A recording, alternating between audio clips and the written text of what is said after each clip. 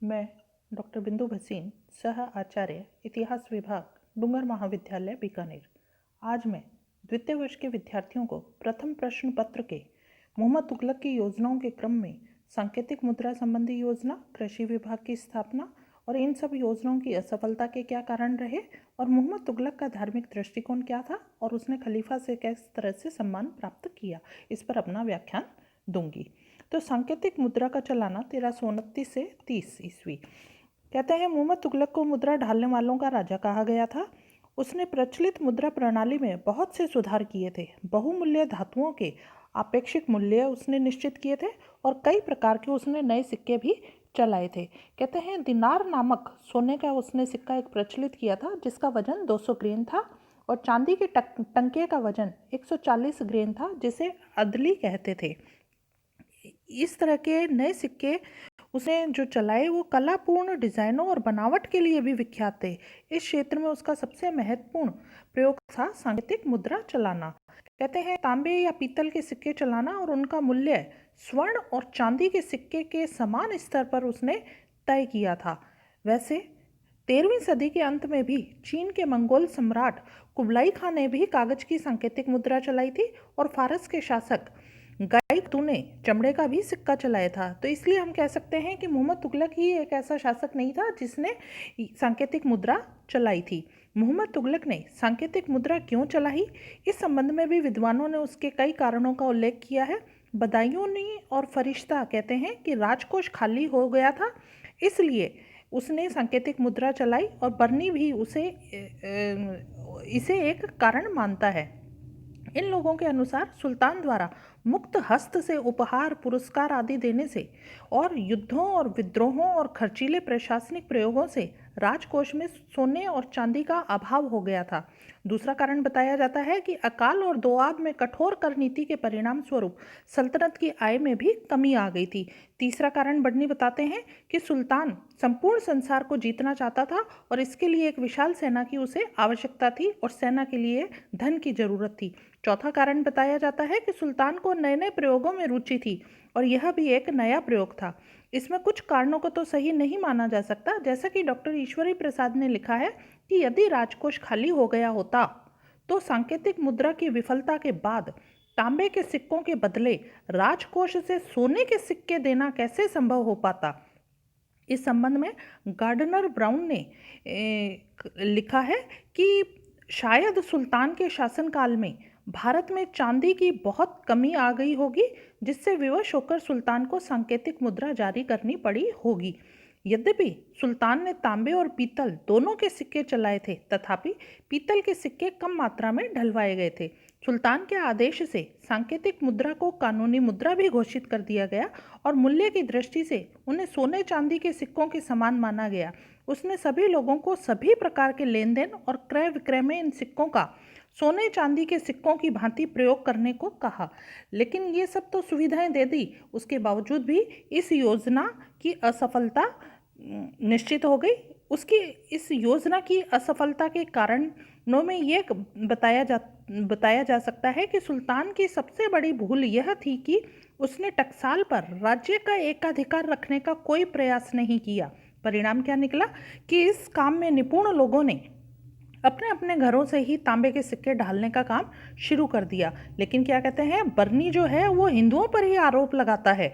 वो कहता है कि प्रत्येक हिंदू का घर टकसाल बन गया और प्रांतों के निवासियों ने लाखों और करोड़ों तांबे के सिक्के बना डाले।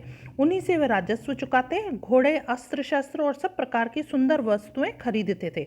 बर्नी का कथन हम अतिशयोक्तिपूर्ण मानते हैं, क्योंकि यह मानने का कोई कारण नहीं है कि मुसलमान इस प्रलोभन में न फंसे होंगे। इतना निश्चित है कि सभी लोगों ने अपने सोने चांदी के सिक्कों को छुपाकर सुरक्षित रख लिया। अब एक और असफलता का कारण क्या माना जा सकता है कि विदेशी व्यापारियों ने दोहरी चाल खेली। भारतीय वस्तुओं को तो वो खरीदने के लिए तांबे के सिक्कों का प्रयोग करने लगे, परंतु जब अपना सामान बेचते थे तो वो सोने चांदी के सिक्कों की मांग करने लग गए थे, जिसकी वजह से देश का व्यापार शीघ्र ही चौपट हो गया। इस प्रकार के कारोबार में बाधाएं आने लगी, चारों ओर भयंकर अव्यवस्था फैल गई। इस स्थिति को देखकर सुल्तान इतना घबरा गया कि उसे अपने नए प्रयोग की असफलता का पक्का ही विश्वास हो गया था। क्रोधित सुल्तान ने क्या किया, सांकेतिक मुद्रा को रद्द करने की घोषणा कर दी और फिर लोगों से क्या कहा कि वे अपने तांबे और पीतल के सिक्के राजकोष में जमा कराकर उनके बदले में सोने चांदी के सिक्के ले जाएं। हजारों लोगों ने सरकार को ठगा और लखपति वो बन गए।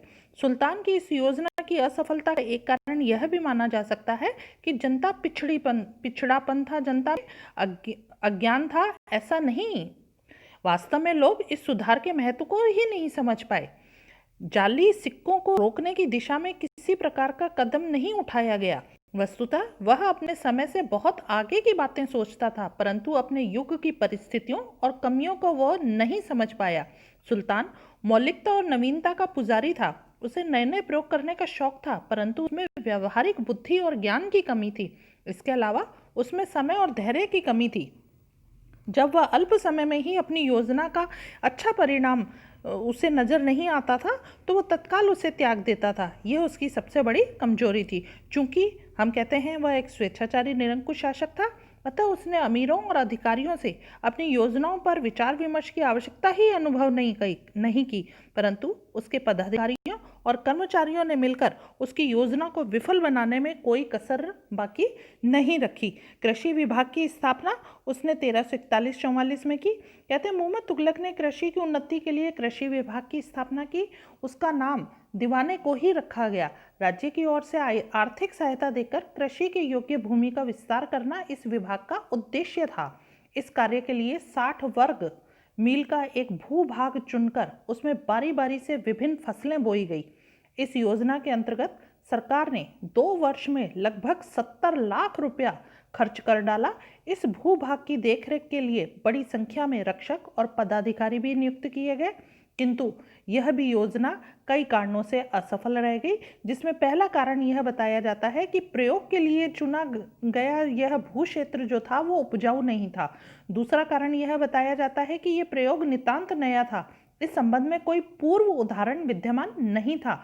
तीसरा कारण बताया जाता है कि 3 वर्ष का समय कम था और उसमें ठोस परिणाम की आशा करना व्यर्थ था। इतने अल्प समय में किसी भी ठोस परिणाम की आशा नहीं की जा सकती थी।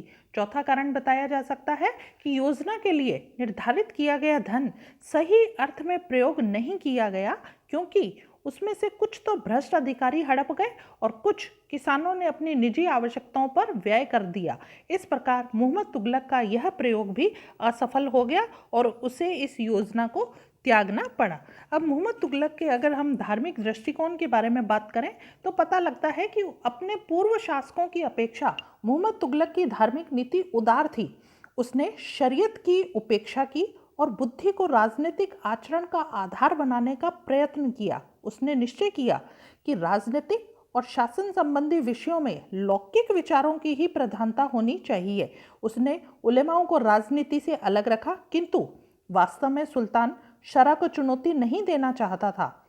वह सभी महत्वपूर्ण विषयों में उलेमाओं से परामर्श जरूर किया करता था, यद्यपि वह उनकी सलाह को स्वीकार तभी करता था जब वे तर्कसंगत और समय अनुकूल होती थी। न्याय शासन में उलेमाओं के एकाधिकार को सुल्तान ने समाप्त कर दिया था।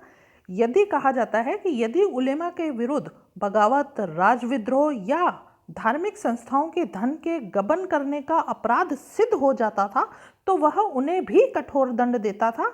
अतः अलाउद्दीन खिलजी की भांति वह भी शासन कार्य में उलेमाओं के हस्तक्षेप का विरोधी था। सर्वोच्च न्यायाधीश वह स्वयं था। बलबन की भांति उसका भी विश्वास था कि सुल्तान ईश्वर की छाया है। उसके सिक्कों पर अल सुल्तान जिल्ली अल्लाह यानी कि ईश्वर की छाया सुल्तान खुदा रहता था। उसके कुछ सिक्कों पर इस प्रकार के छंद मिलते हैं: प्रभुत्व का अधिकारी प्रत्येक व्यक्ति नहीं होता, वह चुने हुए व्यक्ति को प्रदान की जाती है। जो सुल्तान की आज्ञा का पालन करता है वह सच्चे अर्थ में ईश्वर की आज्ञा मानना है। सुल्तान ईश्वर की छाया है, ईश्वर सुल्तान का समर्थक है आदि इस तरह से उसने अपने सिक्कों पर खुदवाए हुए थे। अतः अपने सिक्कों के द्वारा उसने जनता को सुल्तान के महत्व को समझाने का प्रयास किया था और हर प्रकार से खलीफा के नाम का उल्लेख करना उसने बंद करवा दिया। उसने हिंदुओं की धार्मिक भावनाओं का भी ध्यान रखा। डॉक्टर ईश्वरी प्रसाद लिखते हैं कि उसमें धार्मिक कट्टरता और असहिष्णुता नहीं थी। सुसंस्कृति के कारण उसका दृष्टिकोण विस्तृत हो गया था। तर्कशास्त्रियों और दार्शनिकों से बातचीत करते करते उसमें वह सहिष्णुता उत्पन्न हो गई थी जिसके लिए अकबर की इतनी प्रशंसा की जाती है। कहते हैं कि अपनी न्यायप्रियता, उदारता और व्यक्तिगत योग्यता के बावजूद सुल्तान दिन प्रतिदिन जनता में अप्रिय होता गया। उसका विचार था कि शायद शरअ की उपेक्षा के कारण जनता में असंतोष है, अतः उसने अपने शासन के अंतिम दिनों में खिलाफत के प्रति अपनी नीति बदल दी, क्योंकि कहाँ तो वो सुल्तान को केवल ईश्वर का प्रतिनिधि मान रहा है, लेकिन अब उसने अपनी स्थिति, अपनी नीति को बिल्कुल बदल दिया। वो कह रहा है कि उसने मिस्र के खलीफा से अपने पद के लिए मान्यता प्राप्त करने हेतु प्रार्थना की। उसने सिक्कों में से अपना नाम हटवाकर खलीफा का नाम खुदवाया।